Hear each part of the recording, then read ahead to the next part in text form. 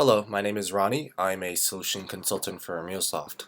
In this short video, I'm going to demonstrate how you can call the Anypoint platform APIs to be able to automate your processes and do custom value innovation around the platform, such as getting an API from an asset on exchange to be able to more quickly onboard partners and customers.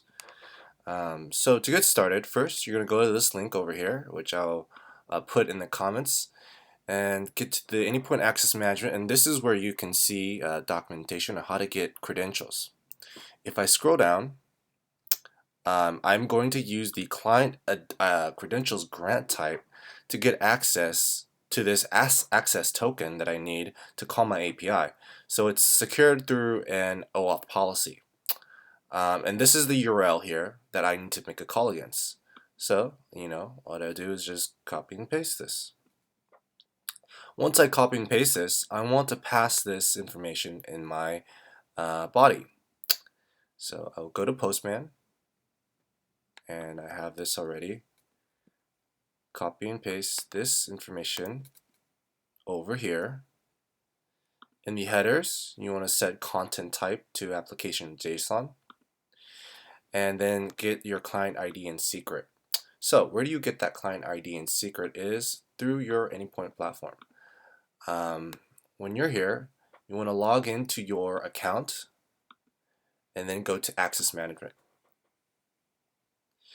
In Access Management, select the organization for which you would like to get access to, and copy and paste client ID and paste it here. Copy and paste your client secret and paste it here. And then you should be able to send. Once you hit the send button with these configurations, you'll get your new access token. This is the token that you will use to be able to call the platform APIs. So next, I want to be able to call an exchange API so I can help onboard my customers so that they can use the different connectors on my exchange. So over here, I'm in the Exchange X API documentation, and I will scroll down and look for the Assets API. So this is the Assets API. I can read documentation on it, and I can see some sample data of what this may contain.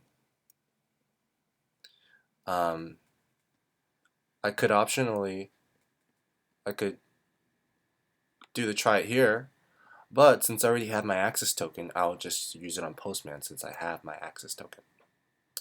So I'm gonna download this as a zip file.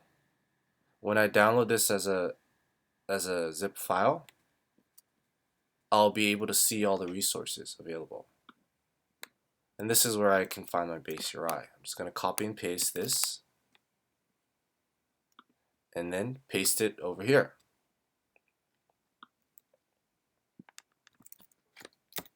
And then append assets to it.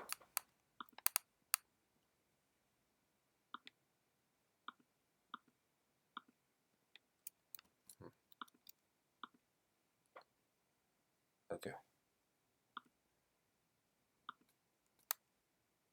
So once I copy and paste here and append assets based on the RAML, I can see all the resources available.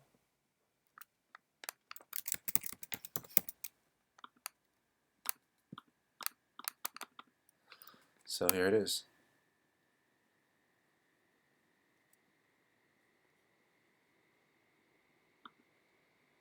So we have assets over here, and it has a get function, and you can also search by a group ID, by asset ID, but I'm just doing a search on all the assets in this example. So I just add that path over on the end. In the authorization, I give it a bearer with the token, the access token that I got from my previous API call. And now once I hit send, I'll be able to get all my data back. So I can see this is the Amazon connector. All the metadata and information about this Amazon SNS connector is available here. So now my partners can see the available connectors I've exposed in my organization. And if you wanted it to be a private connector in your internal org, you would just use the private connector API in the API console and pass the specific org ID and asset ID that you want to expose in that API. So that's it for this tutorial.